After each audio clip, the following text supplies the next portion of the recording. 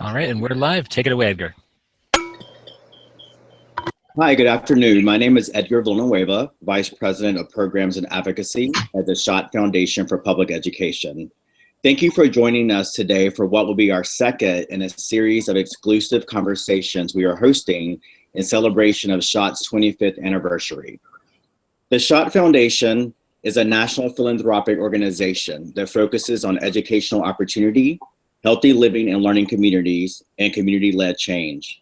We accelerate advocacy by supporting local, statewide, and national campaigns that are working to close the opportunity gap faced by low-income and children of color in the United States. This 25th anniversary series is an opportunity for us to spotlight the critical body of work that we at Schott, along with our partners, have been supporting as a part of our growing National Opportunity to Learn network. We see this as an opportunity to engage movement and policy leaders to reflect on our collective history together, to share our stories and highlights about how far we've come, but also to reflect on how far we need to go in building a broad-based movement to accelerate change for our young people. In today's conversation, it will be moderated by Schott's President and CEO, Dr. John Jackson, and he will introduce our distinguished guest momentarily. I want to encourage everyone watching today to join the conversation. Add your thoughts and questions in the chat box on the webinar, as well as to join online on Twitter. Schott's handle is @SchottFound, SCHOTTFOUND, and please use the hashtag GrassrootsEd, and we'll be sure to bring your questions to the conversation. We'll save time at the end today to respond to questions posed to our panelists. Well, without further delay, I'd like to pass it off to Dr. Jackson to kick us off. Thank you, Edgar. Hi, I'm John Jackson, President and CEO of the Schott Foundation for Public Education, here at the luxurious Homewood Suites in DC, microwave and all. And I will be your moderator today for what is the second in a series of conversations we are hosting in honor of Schott's 25th anniversary celebration. The 25th anniversary series is an opportunity, as Edgar mentioned, to highlight critical bodies of work that we and so many of our partners have been engaged in moving forward, whether it's the National Opportunity to Learn Network, Alliance to Reclaim Our School, Education Justice Network, Dignity in Schools, or Journey for Justice. I think we all share a common desire and urgency to ensure that all children have a fair and substantive opportunity to learn. To this end, this is why we are happy to have the discussion today entitled Protecting an Opportunity to Learn Through ESSA Accountability Plans. Many of you are aware that in 2015, Congress reauthorized the Elementary Secondary Education Act, formerly known as the No Child Left Behind Act, and now the new bill, which is called the Every Student Succeed Act, or ESSA, has been largely summed up as allowing for more flexibility at the state and local level to develop plans and allocate resources. With this flexibility also comes concerns, however. One doesn't have to be a history scholar to know that creating a states' rights policy structure on key equity issues hasn't always worked out for people of color or low-income individuals. It is precisely this dynamic that we hope to explore in our conversation today. That's why I'm glad to have with us first, Dr. Michael Kurse. Dr. Kurse is the president of the California State Board of Education and was named the 2016 Educator of the Year by Loyola Marymount University in recognition of his decades of tireless work to improve public education for all Californians. Dr. Kurse is considered by many to be the key architect of California's new local control funding formula, which since 2013 has led school districts to develop local control accountability plans with community input to ensure that education funding goes to improving learning conditions for all children. I'm also delighted to be joined today by Dr. Tiffany Anderson, Superintendent of the historic Topeka Public Schools. Dr. Anderson has been hailed for her holistic approach to improving public education as a leader that doesn't flinch from addressing the many systemic inequities that children face before they even step foot on school grounds, from a food pantry to a health clinic and a shelter for homeless students. Dr. Anderson has shown that tackling inequity not only improves children's well-being, but also improves their academic performance. We will use the next hour to explore the insights on how you, parents, educators, youth funders, advocates, policymakers can work to protect an opportunity to learn and advance equity through ESSA state accountability plans from a local and state perspective. I want to start the discussion with Dr. Kearse. Dr. Kearse, welcome. My question is related to the new flexibility that ESSA offers state education agencies. Can you talk about how California is approaching the process of developing their state plans?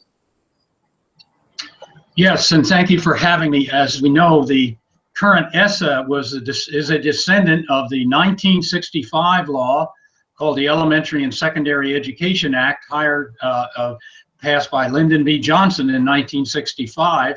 And I was actually the second person hired in the U.S. Office of Education to administer Title I in 1965.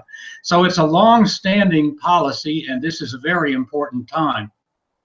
ESSA is a major overhaul of No Child Left Behind, which was passed in 2001. So many state policies on federal aid have not been overhauled for more than 10 years. So the first thing we're looking at is to take advantage of the state and local flexibility in the Act to rethink and overhaul the federal aid system.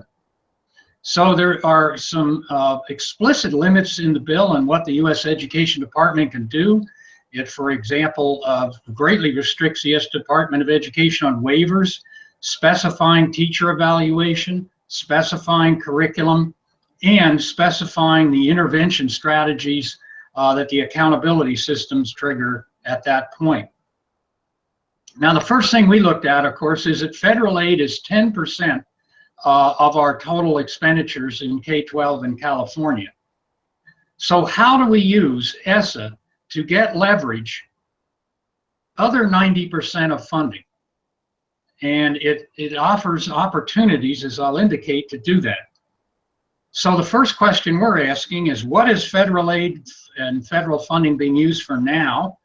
Often these programs have been running on autopilot, deep in bureaucracies without really being overhauled.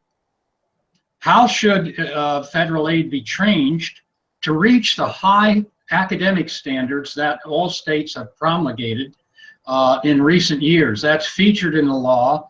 So we've all revamped our education standards towards college ready. We need to rethink ESSA there. How can a state integrate the various titles, there's 4 major ones, so that they do something rather than just be separate post-hold titles without any interaction? And California will be featuring capacity building of local educators, professional development, enhancing their ability to teach to high standards, particularly teachers and principals. So that we really are looking at that. Lastly, we view the law as abrogating all state local applications for every one of the titles. So the next thing we're looking at is how to redo the applications, local applications, which states must approve, so that we have new criteria and we shake the system up a little bit, which we view as become somewhat ossified and post-hold. So I'll stop there, and then I think my colleague will talk a little bit about accountability after we've approved the applications.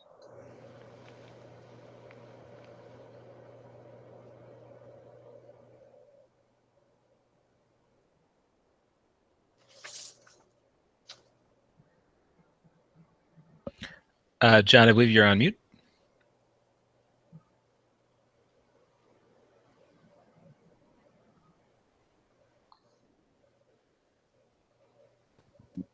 I think, John, you're on. There we go. Great. Okay, great. I was talking to Dr. Anderson concerning the impact of the ESSA on local education agencies, really trying to get an understanding of what are the opportunities and challenges that ESSA presents for local educational agencies. Now, there are many opportunities that it presents, but as with any new system, when a new system is introduced, there's also a burden that is carried with that, such as we have, as now we have the burden of really looking at, as a state determining the various criteria by which we need to implement a variety of assessment tools. And so for us, and I'll just use Topeka as, Topeka Public Schools, we literally have had to invest in an assessment system to really track all these new requirements. So there's a great deal of flexibility, but the tracking of college and career readiness, some of these things are things, we should be doing anyway, but tracking the various systems in order to ensure that the accountability plan is followed and that we can meet the additional mandates. Now we really have state and local requirements that we have to make sure that we track and we follow very closely.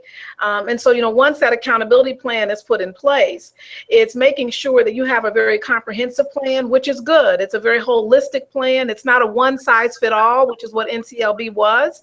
And so that's a good piece. But when we talk about equity in any school district, every school district, particularly the higher poverty, will have different abilities to be able to fully track all of the various requirements that we have to track in order to follow the mandates that we now have. And the mandates vary. And so, and I know we'll get more into that a little bit later, but the college and career readiness for us in Topeka Public Schools is a very large part of what we need to be doing in terms of tracking young people when they leave, but also tracking career education, career technical education. There are a variety of other kinds of things that weren't previously tracked in this way. So we really have to develop a system. So in a way that sets its own burden because there's a timeline by which these things need to be implemented. So the flexibility to some degree is needed, and particularly when it comes to teacher evaluation. And states now have the opportunity to look at what highly qualified is. There's opportunities as it relates to the assessment instruments that we use, but all of that also falls back on a local level in terms of what is this going to look like and how we need to make sure that it occurs.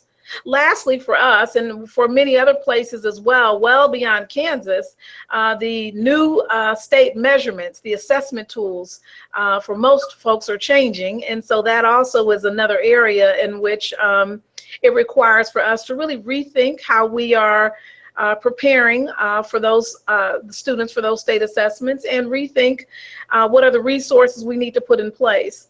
So those are some challenges, opportunities, but also challenges when you begin to talk about how does a district that's high poverty or how does a district that's rural or urban, how we ensure that we implement all of these new mandates on a state level while also, meeting the needs and guidelines from a federal level.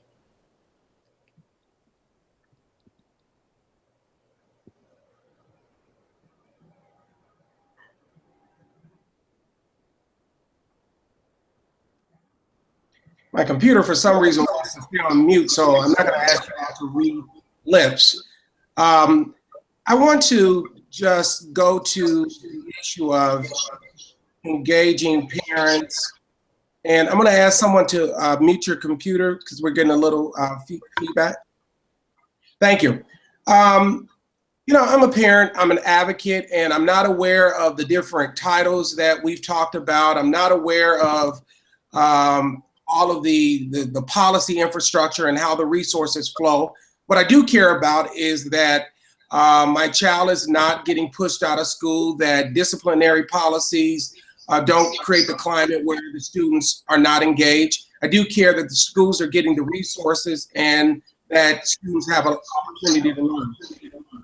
So I want to ask both of you all, can you talk a little bit about the process that parents and local advocates should be engaged in right now to ensure that those pieces are addressed through the accountability plans, how to ensure that that flexibility is used in such a way that it creates more equitable outcomes and more whole child supports for students? Well, I think that applications, the local educational agencies like Topeka will have to apply for federal aid. Those will have to go through the local school boards. So looking at what students are going to get, how the money is going to be spent, I think is important. But the federal law is pretty specific on accountability. So California's already approved an accountability system, and we have filled in what is required by the federal government of 5 key, what we're calling top line indicators. And we will be sending these to all parents. So the 5 that we picked are the English language arts and mathematics assessments. Those will be reported by district and school. So parents will know how their school is doing. That's one. Second, English learner proficiency. Up and measured very carefully in many cases. Rates. Fourth is a combination of chronic absenteeism, where students at that school are highly absent, and suspension rates. And lastly, we have a college and career readiness composite indicator, which looks at the courses students are taking at the school, which prepare them for college, and also at career technical education courses. Now, we also have some local indicators I won't mention today, which will supplement this out. But I want to stress that the accountability system is moldable measures. The federal government moved away from test scores as the sole measure to moldable measures. It said states could nominate their own measures. We chose chronic absenteeism and suspension rates as key indicators, and that these results will be reported for each school to the parents by the status of the measure, where are we on math, by whether it's improving significantly, and then it'll be broken down for 13 different subgroups that may exist at schools. So that gives you an idea that there'll be quite a bit of reporting, and then we can talk about what states do if there's not enough progress. I'm glad you asked the question about parents, and I think there are a couple of things that are important to keep in mind, particularly for parents in a high mobility area. You leave from a state like if you leave from California and you come to Topeka, Kansas, things may look a little different in terms of requirements and what that looks like. So the first thing I would ask in terms of a parent, most school districts, most LEAs have something on their website. We're required to have the report card. The report card now looks different, the various measures on the report card. And so looking to see, what is our plan, what that particular school's plan is, the school district's plan is in terms of accountability. I would also suggest for parents to make sure that they are aware of what are the measurements by which their children are being assessed, and making sure that they have an understanding. There are a great deal of resources available for parents as well in terms of remediation in areas in which students have intervention services, and there's a great deal of flexibility. And so if a student is not progressing in the manner that a parent would like to see, certainly asking the school system, what are those intervention opportunities that are available, and what are the funding streams in which they can tap into as parents to utilize those various systems. I think I would encourage for parents to be empowered with the knowledge of how their school system is being held accountable, as well as understanding what accountability means. The biggest thing is that the definition of what a successful school looks different now than what it looked like under NCLB. And so the one thing that we know, we have a 30% mobility rate. And for other school districts that have that or higher, you have people that move from state to state. From district to district. Certainly between Missouri and Kansas, we fairly close, so we overlap. And so I think understanding your particular state's implementation of ESSA will look different from state to state, quite possibly. So having that understanding when you have that level of mobility, again, looking at the area of equity. Kansas has done a fantastic job with having a Kansas Learning Network already that really wraps its arms around school districts and giving kind of a coaching model and understanding the root cause. This just gives greater flexibility in that area, but there certainly will be some changes in terms of what's assessed, how it's assessed, and what determines a school district is successful or not. Great. And as we have been transitioning from NCLB, No Child Left Behind, much of the conversation around NCLB and much of the critique has been around the amount of tests, the amount of testing, the drill and kill as it played out in some of the local areas. Can you share a little bit about how, in your opinion, ESSA takes on this testing issue, whether it's more of the same, whether there's some flexibility there, or whether there are additional opportunities relative to assessment? Well, the first thing I'd say is that the states, including Kansas and California, and most all of them, have revamped their assessments or tests since NCLB started, and really geared them to new higher standards with much more emphasis on college and career readiness. So we have moved away entirely from the old bubble tests that are paper and pencil, where you just pick one of 4 or 5 options on a test. Right. Our test is used in the far west by many states. Kansas has a different test. It's computer adaptive. Each student, as students are answering hard questions, we give you harder questions, so it's individualized. It has extended response. It's all on computer, where students have to defend their answers. They just can't bubble in 1 out of 4. And it has a performance exam where they have to take facts on an issue like nuclear power, put them together, and come up with a solution. So one can argue it's not a bad thing to teach to a good test. What I think NCLB did was force a lot of teaching into bad tests. So we believe our tests are better. That's the first thing I think parents should think about and look at in this regard. Moreover, as I indicated, the federal law says you should highlight, you as a state, and then report to local districts and parents 5 indicators. I reeled those off. That's a very different approach. So that means you can, as a state level, make judgments about, well, how is this school doing on all 5 of these indicators? They may have high test scores, but a whole lot of dropouts. That'll drive up your test score because your dropouts are often low scorers. So we're going to look at all 5. That's great. Dr. Anderson, anything there? You know, and I see my computer was muted as well and would not unmute. So I think I'm back on for me. And I've had the pleasure of being most recently, previous to this, in Missouri, and now I'm in Kansas. So I'll speak from both ends of the coin. And as my colleague said, the test has been revamped. Unfortunately, in states like Missouri and in Kansas, it's been revamped 2 or 3 times in the last 3 years. And so literally the test that they had last year was the same as the prior year, but the year prior to that, it was different. And so Missouri is similar. And so the test has changed, for 3 or 4 years in a row for some places. And Missouri and Kansas is a good example of that.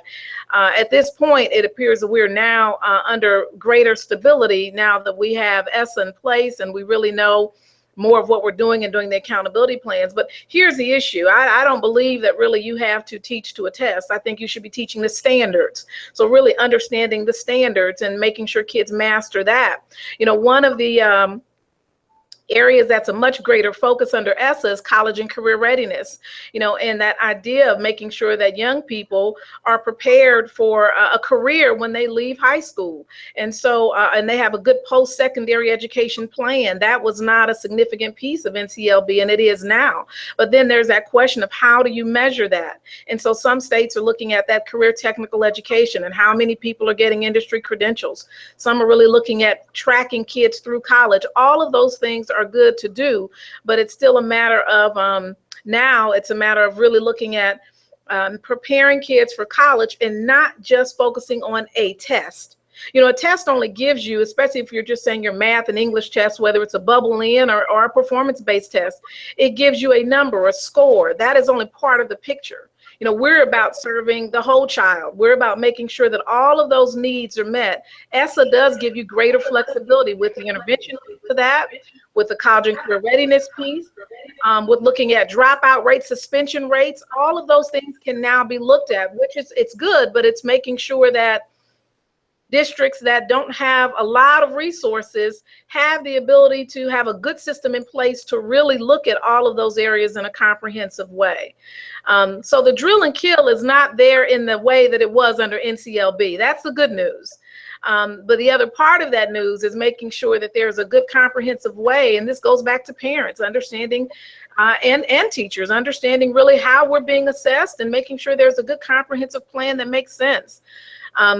In Kansas, as we have our new assessment in place, many of the schools in the state of Kansas, as in many states, same with Missouri, didn't score as well as they did previously because they're getting used to the new format and the new system. And so as we get used to that, again, I continue to preach to the standard. Let's understand the standard by which we're being assessed and then teach for mastery of standards and making sure as parents, you know what those standards are. So no matter where you are, you know what your child needs to master to do well in that state, but to be prepared to enter into college in any state. That's great. I appreciate the whole child support. I want to ask one more question before we open it up for questions from other participants on the webinar. What concerns both of you all the most about the ESSA process and the new flexibility that's provided through ESSA? Well, I think that in the short run, we're somewhat worried about whether the U.S. Department of Education will try and add on to the law through extensive detailed regulations that will hinder us in doing what we want. And so I think that's, the Secretary of Education, Mr. King, has gone beyond the law in his proposed regulations. So we're really worried about that. Our biggest worry is that we have raised our standards in both states, and we have not invested enough money in our teachers and principals and school people to really teach to those standards. And so will we be able to use ESSA, as I started off talking about, to build the capacity to meet these standards through better teaching? So our concern is how to use ESSA to improve classroom instruction. That's very different, I think, than Title I was back in the 60s, and was not as clear in NCLB. It was more about punishment, corrective action, words of that sort. That's right. Dr. Anderson? And I would agree and build on to that. I think one of the items, that you really want to think about is when you start talking about alternative testing, because there's that piece within, ESSA as it relates to alternative testing and having those proficiency goals and now the failure to reach those have been eliminated. But if you talk about alternative testing, making sure that we really understand what that means, and will kids have to have special diplomas, or what the end result of that is. The other piece is that flexibility that we now have in testing, and I'm going to go back to that in terms of the format. I'm interested in learning more about the CAP. That idea that only 1% of the students will qualify for alternative testing and 10% if it's disabilities. I think that's potentially an issue in terms of that cap for alternative testing. Another area really when you talk about mandates, as I said earlier, when you have state now and federal mandates, making sure that the resources are there, as my colleague just spoke of, to really be able to not only follow the mandates, but implement something with a meaning and purpose, and making sure that we can fully implement this in a way that improves teaching and learning. Kansas is certainly a state that's been struggling with education funding, and that has been a concern for the state as a whole. And so now we have ESSA, which gives flexibility, but can we really take advantage of the kind of flexibility that's there when we are already strapped as it relates to funding from a state perspective. And so I think there are some barriers that could certainly still be there, and time will tell how this comes out. I am always concerned about regulation, and when things are regulated, what that begins to look like. Again, I think that's a time will tell issue. So those are just some of the items that, at least for me, and I would say for others, should be something to kind of look out for down the line. That's great. Thank you, both. Edgar, I'm going to turn it over to you. Let's open it up and get some questions from other participants on the webinar. Sure, absolutely. We have some questions that have been coming in. We want to remind our participants you can submit questions in the chat box on the webinar or tweet your questions with the hashtag #GrassrootsEd. Our first question is, what capacities should state and advocates be looking to build to ensure that ESSA can address the equity challenge that we've been talking about? Well, I think that we mentioned some of these, which is what's your local school and school district currently doing with this federal aid? Has it changed recently in terms of what they're spending it on? How is the school and school district trying to make students college and career ready? And how does ESSA play into that? All of those, and in our case where we're asking for new local applications in California, how is that reflected in our in the applications? So I think that's the first area, and I don't think parents should assume that what's been done for the past 5 or 10 years is necessarily what needs to be done in the future. So they're looking for change, I think, and this is a change law, and that change should come about. And then I think they want to take a hard look at the multiple indicators as they build up over time and look more for improvement and change improvement up rather than just looking at the status, meaning, okay, the school is low, but there's a big difference between low performing schools and schools that are low performing and improving rapidly. And I keep my eye on that improvement, which we can do a lot more with now. Under NCLB, you either got over a bar or you didn't. And anything that was improving below the bar that they set in NCLB was viewed as irrelevant. Now we can look at improvement, and I think that's an important thing. Right.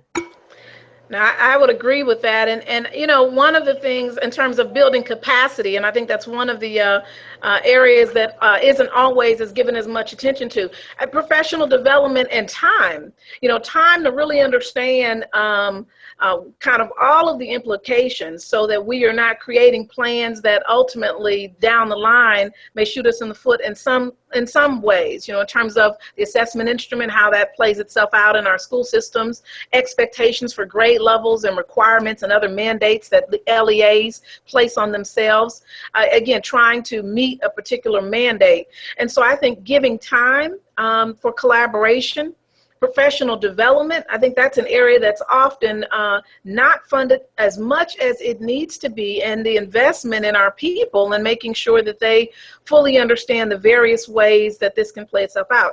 You know, the other item in terms of capacity building, and this is just reality not only for Kansas but for many places, and I'm going to give a real practical example so we're not speaking in generalities. In Kansas, being here, and I started in Topeka, Kansas, July 1st. And so one of the things we looked at is college and career readiness and capacity to really make sure that every student leaves high school and goes straight into their post-secondary opportunity, whatever that is, college or a career. And so there's some true struggles. So in a state that has not been education funding friendly in the manner that we would hope, you know, we are underfunded when it comes to our ability to really have enough counselors, social workers, all of those things in our school systems. And we are not the only school system that's like that. There are school systems across the nation that don't have enough counselors. You know, in a district, any district really, the national average for counselors is 1 to 250 counselors. And Kansas, as many others, have 1 to 500 on average. The average mental health worker should be 1 to 500. We have 1 to 1,000, as do many other school districts. So, you know, you come into a school district with this new mandate about college and career readiness, but we're already understaffed when it comes to counseling. So then what do? So for us, in terms of building capacity, reality is whether or not there was a mandate, we need to make sure our young people are successful in post-secondary. So one of the strategies, just as a practical piece for us at a LEA level, coming into central office, I just asked all of the central office staff to participate in selecting one senior that they're to track. We're giving our central office staff the training in the area of college and career readiness, and they are literally every month meeting with seniors. This is central office folks, the finance department, the technology department. I know that sounds unusual, but at the end of the day, I need 50, 60 people, or 30 or 40 or however many people sign up, no matter what size the central office, or I need that many extra people to be working with my kids. And so I am fortunate in that central office folks signed up, the food service person, the finance person, all of these folks signed up. We've had our first meeting. I'm excited. October 12th, we'll be meeting with our seniors. So immediately we are building capacity with a meaningful adult, connecting with that student, making sure that, that October FAFSA was filled out and tracking them.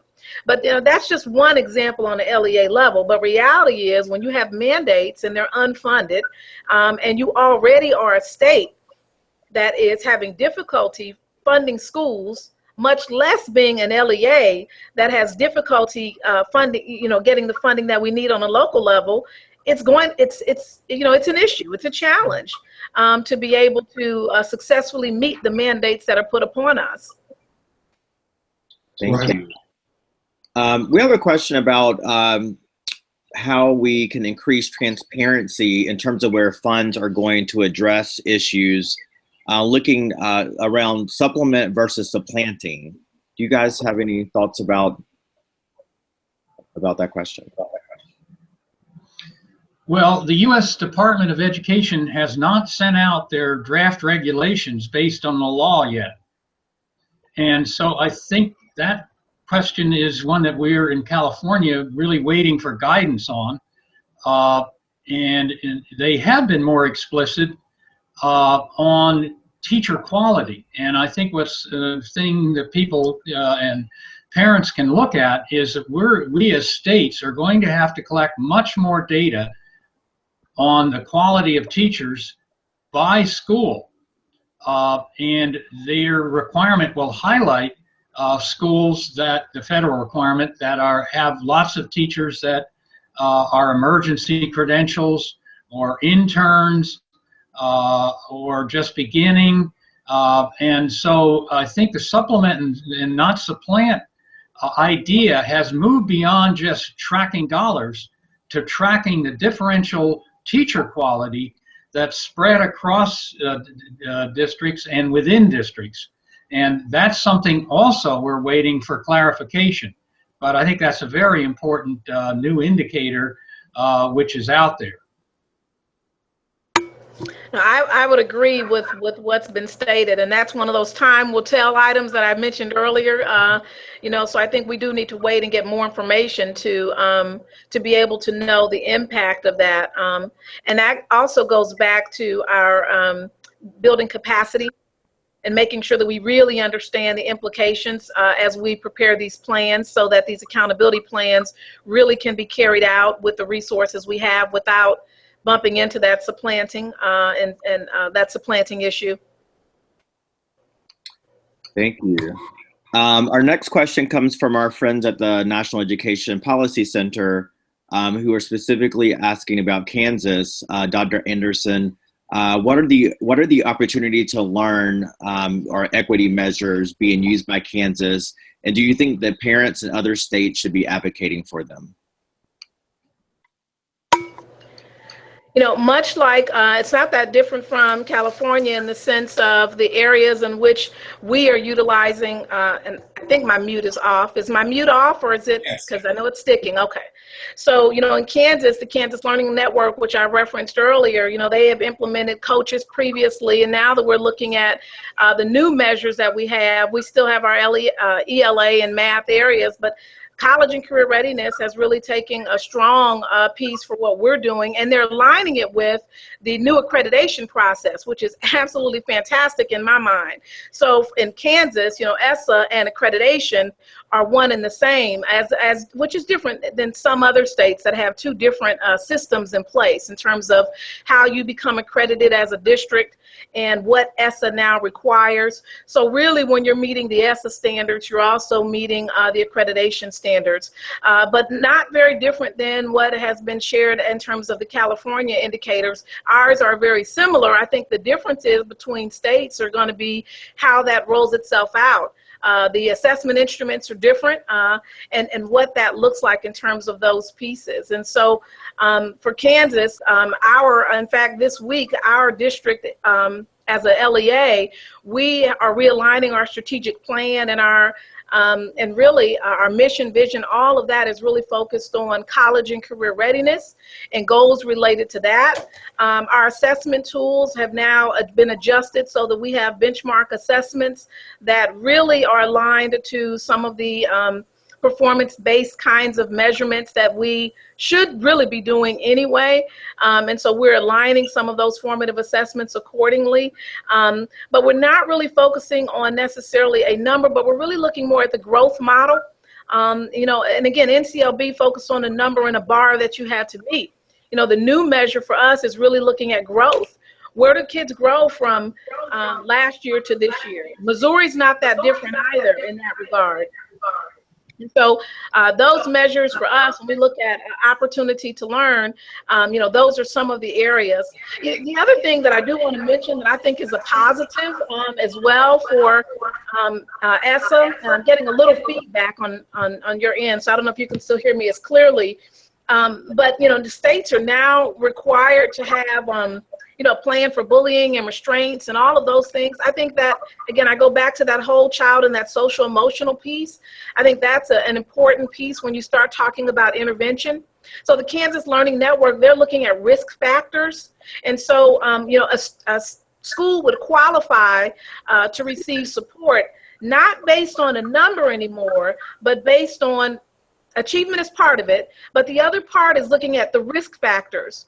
Risk factors can be things from the migrant status, the English language learner status, poverty.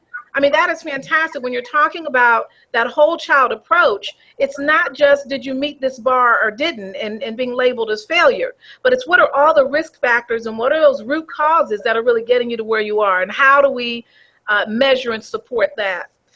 The Kansas Learning Network is a nice model as well that just wraps around support, and it's not, it doesn't feel punitive in that regard. So we, I think, are ahead of the curve in many ways in that regard. Thank you. So the next question is about stakeholder engagement. The question is, will US DOE measure the extent to which a state has engaged in meaningful stakeholder engagement? And then part two of that is, are there funds available to commit to this type of engagement? Well, the answer to the first question is yes, they'll require states to show that they have had public engagement. I can't recall whether there's something about specifically parent engagement, but this will work a lot better in Rhode Island or Delaware than it will in California. Which is gigantic and has 6.2 million students. So I really don't think the federal government will hold some meetings and invite people to come and at county offices, but I don't think that's probably what the questioner is asking. So I'm skeptical that the U.S. Department can do much about this.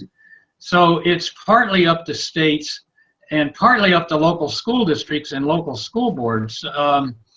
In most, you know, large states, Kansas is large and heavily rural, you know, the local school board is the place to go for this. The applications for the federal funds from the local school board to the state education agency will be public. That's the thing to look at, it seems to me, as well as others. But I think the parent engagement will really be at the local level.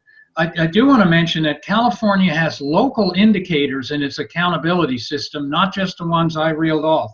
And we are requiring local districts to do surveys of parent engagement and of school climate.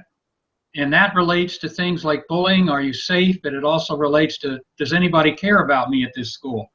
We're not going to use those as accountability indicators for federal aid, but we are using those under state policy. So states, a thing to look at for, quote, the whole child and so on is the use of surveys of parents and students. And so the state will vet whether the surveys are scientifically valid and reliable, and the locals will then pick a school climate survey and a parent engagement survey from a state list, but there'll be several, and they will then carry that out locally. So we won't really oversee that other than they give the survey and deliberate at it at the board level. So the piece of is there funding attached to it, as with as you can imagine what I'll say in terms of mandates and funding. Normally the funding rarely meets the mandate. That's the first piece. In terms of engagement, I think that piece is certainly an expectation, and this is where I encourage parents to be empowered and teachers to be empowered with their voice. I always look at, as particularly in an urban environment or any environment that has a great deal of diversity, what voices are at the table and who's not at the table, and how do we make sure that those voices are heard. And so this is where parents, teachers, and all alike need to be very diligent about understanding what the accountability plan looks like and how it's being rolled out in their individual LEAs. I think that's crucial.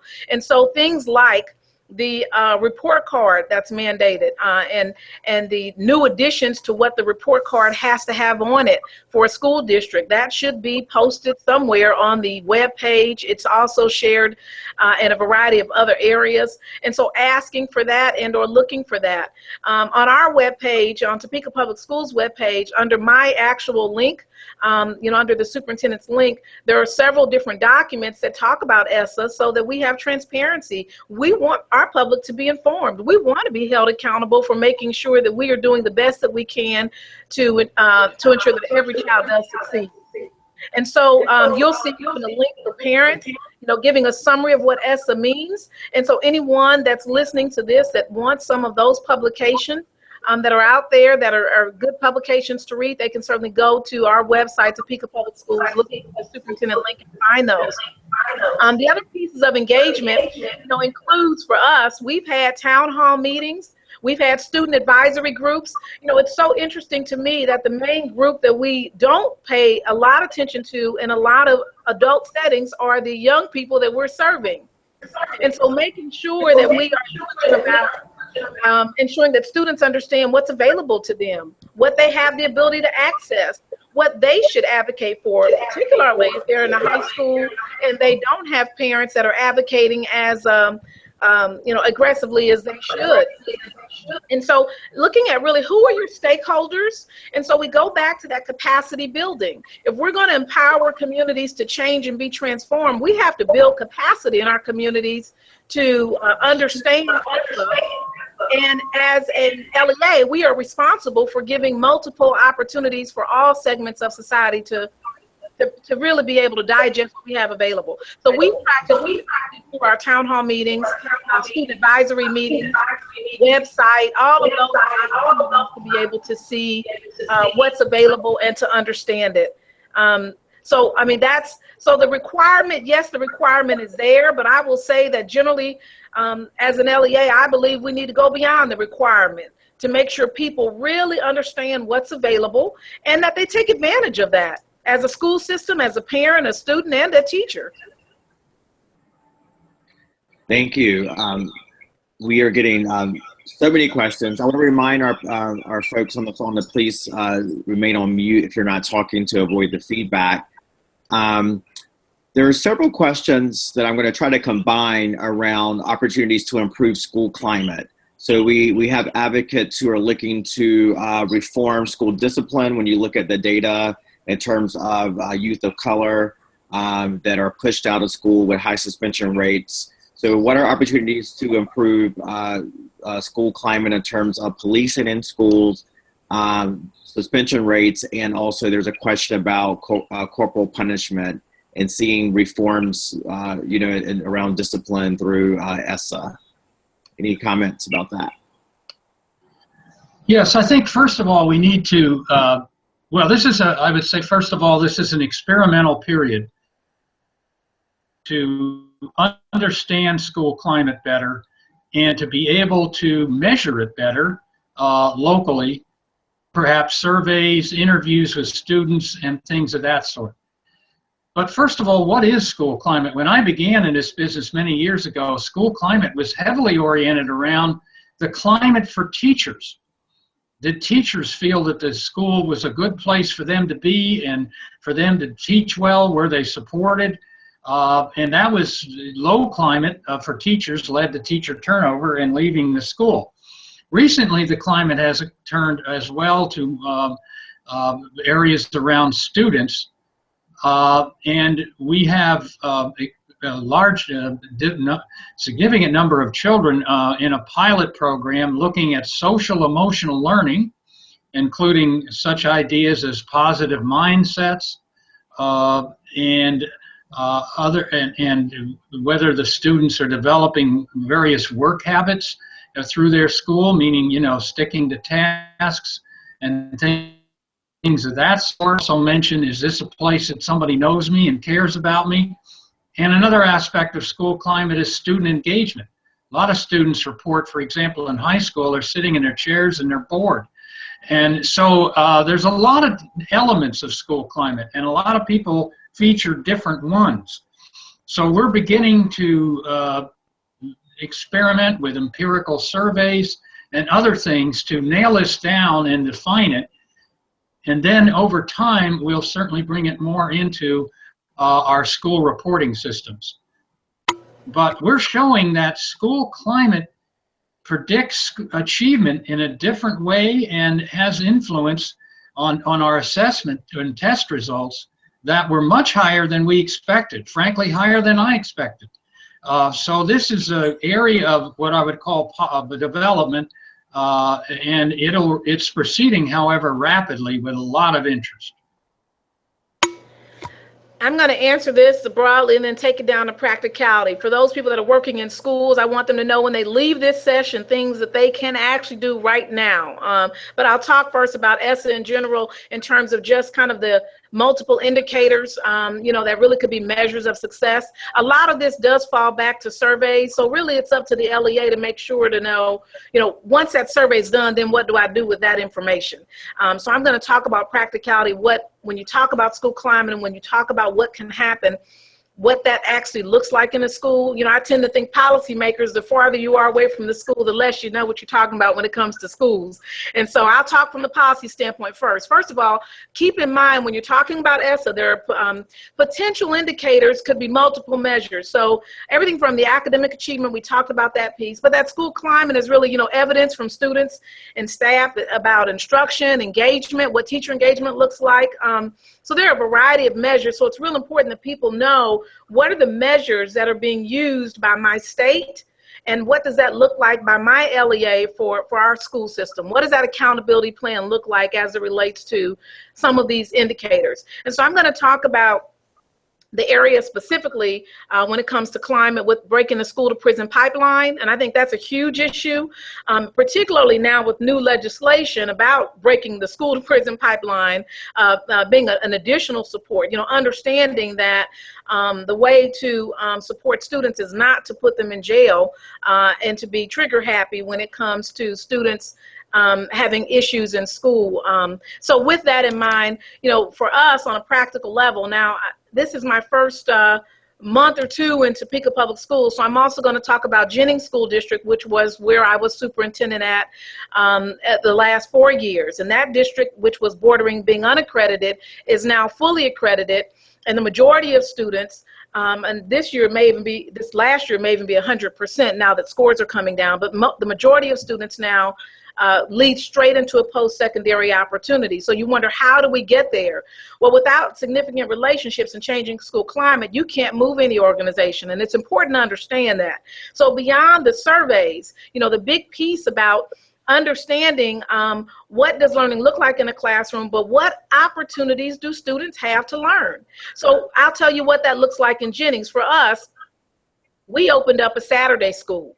We talked to our parents about being engaged in the school and participating, because that's a school climate piece. And some of our parents shared that they had real issues in terms of things like even washing clothes, because in Jennings, we don't have a laundromat in the city of Jennings. So we put washer and dryers in every school. You wash one load for free in exchange for 1 hour of volunteerism. I mean, these practical ideas about what can you do once you get the survey back to really enhance student engagement. For our students, making sure that we have night school opportunities available. When students fail a test, rather than putting an F and saying I'm done, what are the other opportunities and alternative assessments that you have available for young people to be able to improve? The other piece is discipline, really monitoring and disaggregating it by race, poverty, and all other subgroups, how often you're suspending children to see what those patterns are. I think those things ESSA now provides flexibility with being able to monitor that, but then as an LEA, holding ourselves accountable. In Topeka Public Schools, we are now taking on the issue of trauma and making sure that we become a trauma-informed school district. Jennings was the first trauma-informed school district in St. Louis, and now Topeka is undergoing that work. And that work means that we have to understand the story behind the behavior. And so our entire staff has really wrapped their arms around this issue of making sure social-emotionally we're supporting our young people. Rather than suspending them, we really have creative ways in which to support young people in school and keeping them in school. So we're really tracking that. I will tell you that I very much believe in the Every Child Succeeds Act. I really do. Without even the legislation, there are things we were doing in my past district. I just think this formally gives us greater flexibility and greater accountability measures. But as with all systems, a system is only but a system. You have to make sure that it's being followed, measured, and monitored. And teachers, for sure, certainly should make sure that they understand the accountability system and are also equally holding their school system accountable for meeting the needs that are, listed in that accountability system.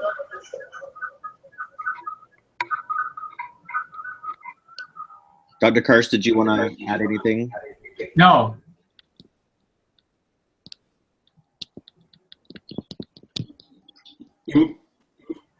Sorry. We are drawing close to time, so I wanted to, we apologize for not being able to get to all the questions, but we are more than happy to continue the conversation on Twitter. John, do you have anything you want to add to the conversation before I close us out? No, I want to thank Dr. Anderson and Dr. Kirsch. Our California is all the better, Dr. Kirsch, for having you on the case there, and definitely Kansas and Topeka is all the better for having you on the case there, Dr. Anderson. And we're all the better to have the opportunity to tap into your thought leadership, your practical advice, and all that you are doing to provide all students an opportunity to learn. So on behalf of the Schott Foundation and advocates across the country, I want to thank you for participating in the webinar. We look forward to continue engaging, working to accelerate the type of advocacy that's necessary to address those whole child needs and to provide all students an opportunity to learn. So in the meantime, let's all keep learning, keep fighting, and keep loving one another. Thank you. Right. Thank you again, Dr. Anderson. Thank you, Dr. Kirsch. Thank you for everyone watching.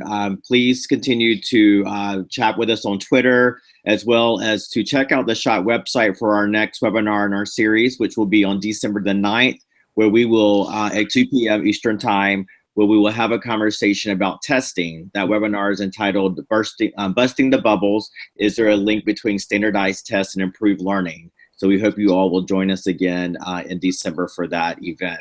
Thank you so much. Thank you. Thank you.